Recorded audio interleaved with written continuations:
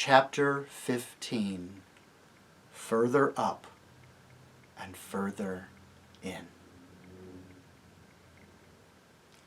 Know, O warlike kings, said Emeth, and you, O ladies, whose beauty illuminates the universe, that I am Emeth, the seventh son of Harpa Tarkan, of the city of Tihashban, westward beyond the desert.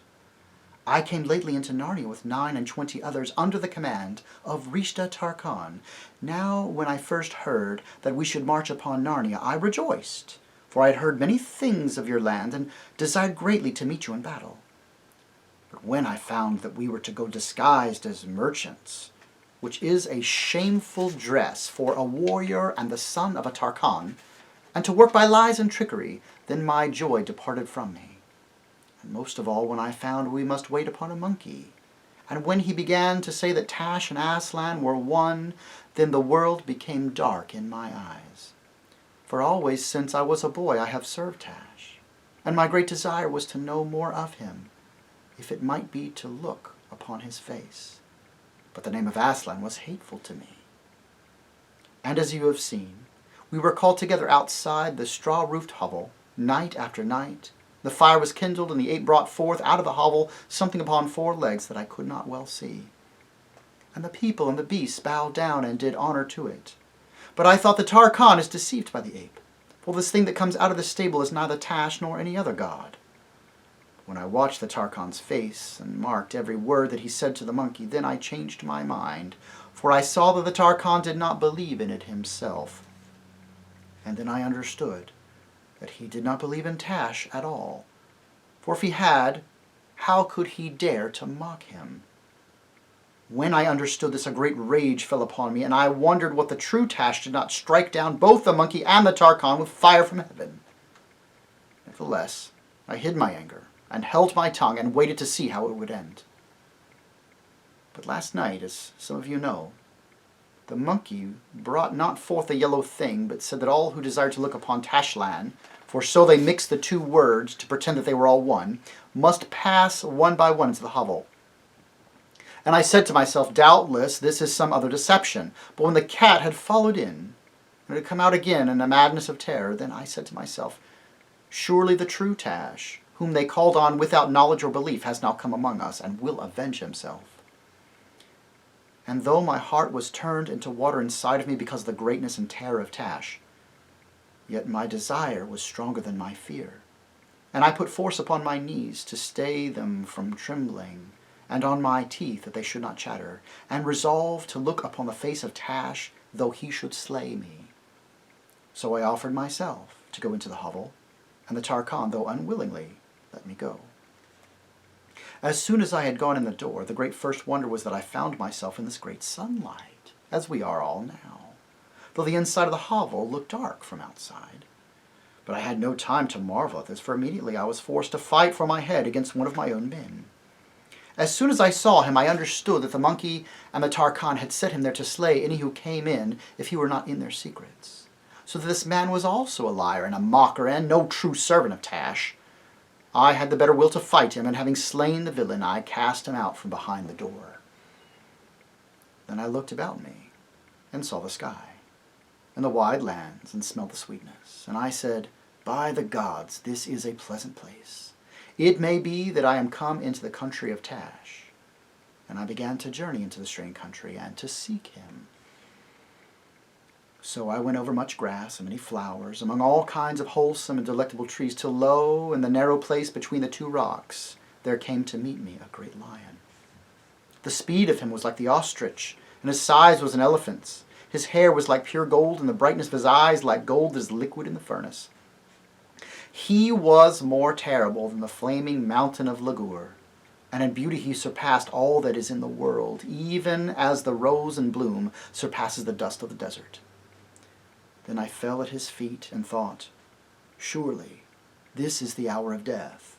For the lion, who is worthy of all honor, will know that I have served Tash all my days, and not him. Nevertheless, it is better to see the lion and die, than to be the Tisroc of the world and live and not to have seen him. But the glorious one bent down his golden head and touched my forehead with his tongue and said, "Son, thou art welcome." But I said, "Alas, Lord, I am no son of thine, but the servant of Tash." And he answered, "Child, all the service thou hast done to Tash, I account as service done to me." Then by reasons of my great desire for wisdom and understanding, I overcame my fear and questioned the glorious one and said, "Lord, is it then true, as the ape said, that thou and Tash are one?" The lion growled so that the earth shook, but his wrath was not against me, and said, "It is false. Not because he and I are one, but because we are opposites. I take to me the services which thou hast done to him. For I and he are of such different kinds that no service which is vile can be done to me, and none which is not vile can be done to him. Therefore, if any man swear by Tash and keep his oath for the oath's sake, it is by me he has truly sworn, though he know it not, and it is I who reward him. And if any man do cruelty in my name, then though he says the name Aslan, it is Tash whom he serves, and by Tash his deed is accepted. Dost thou understand, child?" I said, "Lord, thou knowest how much I understand. But I also, for the truth constrained me, yet I have been seeking Tash all my days." "Beloved," said the glorious one, "unless that desire had been for me, thou wouldst not have sought so long and so truly, for all find what they truly seek." Then he breathed upon me, and took away the trembling from my limbs, and caused me to stand upon my feet. And after that he said not much, but that we should meet again, and I must go further up and further in. Then he turned him about in a storm and flurry of gold, and was gone suddenly. And since then, O kings and ladies, I have been wandering to find him, and my happiness is so great that even in weakness like me a wound, and this is the marvel of all marvels, that he called me beloved, me who am but a dog. "Eh, what's that?" said one of the dogs. "Sir," said Emeth, "it is but a fashion of speech that we have in Calerman." "Well, I can't say I like it very much," said the dog. "He doesn't mean any harm," said an older dog. "After all, we call our puppies boys when they don't behave properly." "So we do," said the first dog, "or girls." "Shh," said the old dog. "That's not a nice word to use. Remember where you are." "Look," said Jill suddenly. Someone was coming, rather timidly, to meet them. A graceful creature on 4 feet, all silvery gray. And they stared at him for a whole 10 seconds before 5 or 6 voices all said at once, "It's old Puzzle!" They'd never seen him by daylight with the lion skin off, and it made an extraordinary difference. He was himself now, a beautiful donkey, with such a soft gray coat and such a gentle, honest face that if you had seen him, you would have done just what Jill and Lucy did. Rushed forward, put your arms round his neck, and kissed his nose and stroked his ears. When they'd asked him where he had been, he came in through the door along with all the other creatures, but he had, well, to tell the truth, he'd been keeping out of their way as much as he could, and out of Aslan's way. For the sight of the real lion had made him so ashamed of all that nonsense about dressing up in a lion skin that he did not know how to look anyone in the face. But when he saw that all his friends were going away westward, and after he had had a mouthful or 2 of grass, "And I've never tasted such good grass in my life," said Puzzle, he plucked up his courage and followed. "But what if I do really have to meet Aslan? I'm sure I don't know," he added. "You'll find it will be all right when you really do," said Queen Lucy. When they all went forward together, always westward, for that seemed to be the direction Aslan had meant when he cried out, "Further up and further in."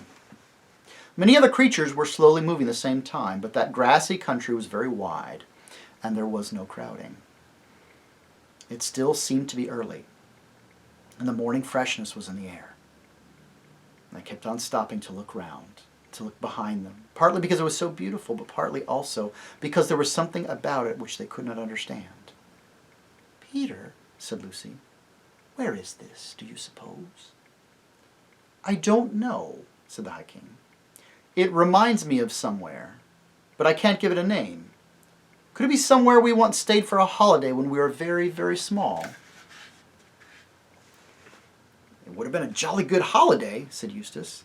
"I bet there isn't a country like this anywhere in our world. Look at the colors. You couldn't get a blue like that blue on the mountains in our country." "Is it not Aslan's country?" said Tyrion. "Not like Aslan's country on top of the mountains beyond the eastern end of the world," said Jill. "I've been there." "If you ask me," said Edmund, "it's like somewhere in the Narnian world. Look at those mountains ahead, and the big ice mountains behind them. Surely they're rather like the mountains we used to see from Narnia, the ones up western beyond the waterfall." "Yes, so they are," said Peter. "Only these are bigger." "I don't think those are the ones so very like anything in Narnia," said Lucy. "But look there." She pointed southward to their left, and everyone stopped to look. "Those hills," said Lucy. "The nice woody ones and the blue ones behind them. Aren't they very much like the southern border of Narnia?" "Like?" cried Edmund after a moment's silence. "Why, they're exactly like.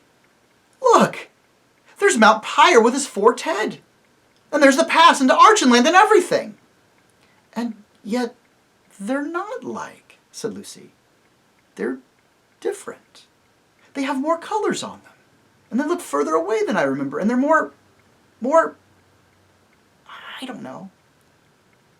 "More like the real thing," said the Lord Diggory softly. Suddenly Farsight the eagle spread his wings, soared 30 or 40 feet up into the air, circled round, and then alighted on the ground. "Kings and queens," he cried, "we have all been blind. We are only beginning to see where we are. From up where I have seen it all, Eden's Moor, Beaver's Dam, the great river, and Cair Paravel still shining on the edge of the eastern sea, Narnia is not dead. This is Narnia."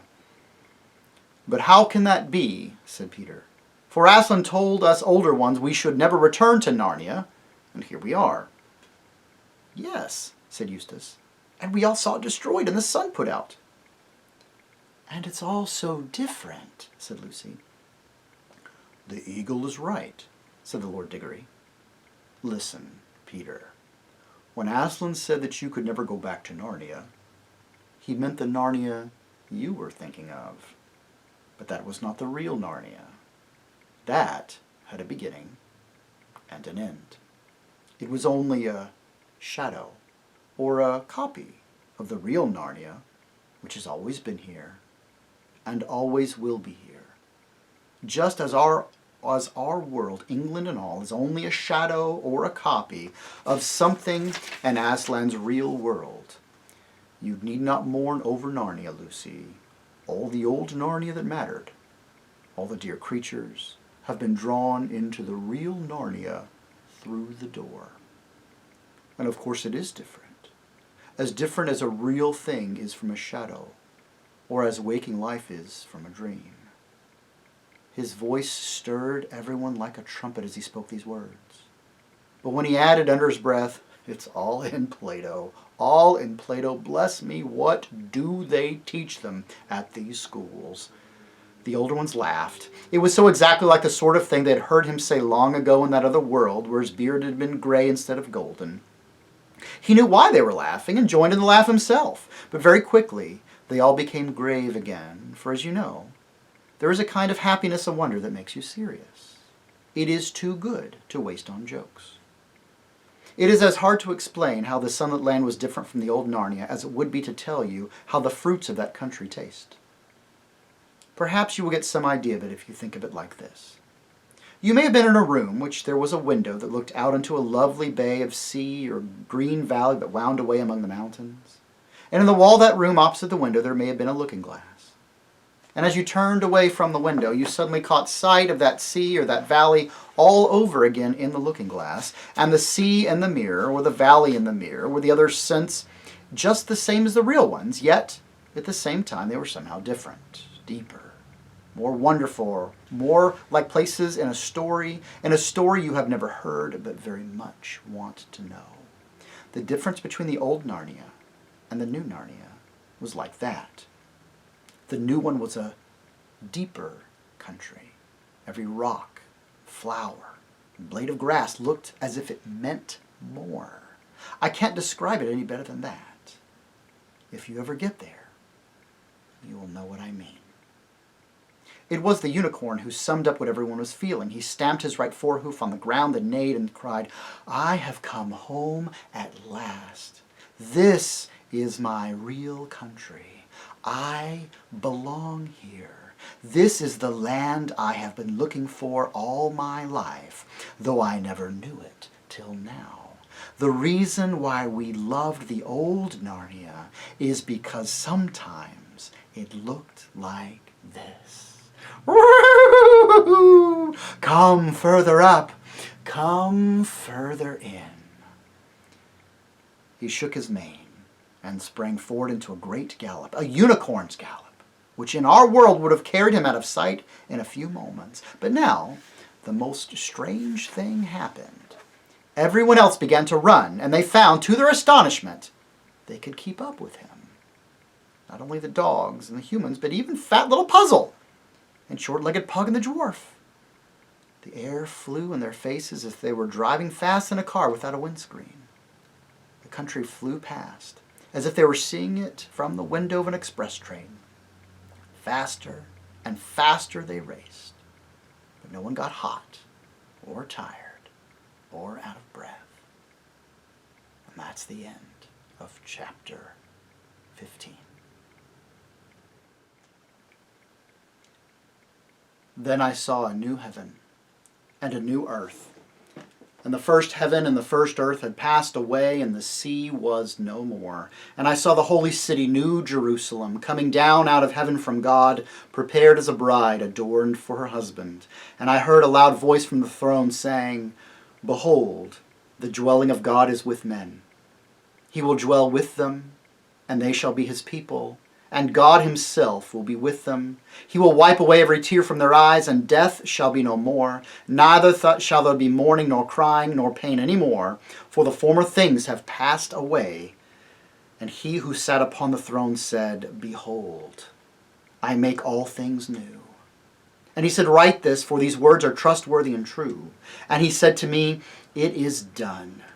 I am the Alpha and the Omega, the beginning and the end. To the thirsty I will give from the fountain of the water of life without payment. He who conquers shall have this heritage. I will be his God, and he shall be my son." And these words are trustworthy and true. He who is the beginning and the end, the Alpha and the Omega.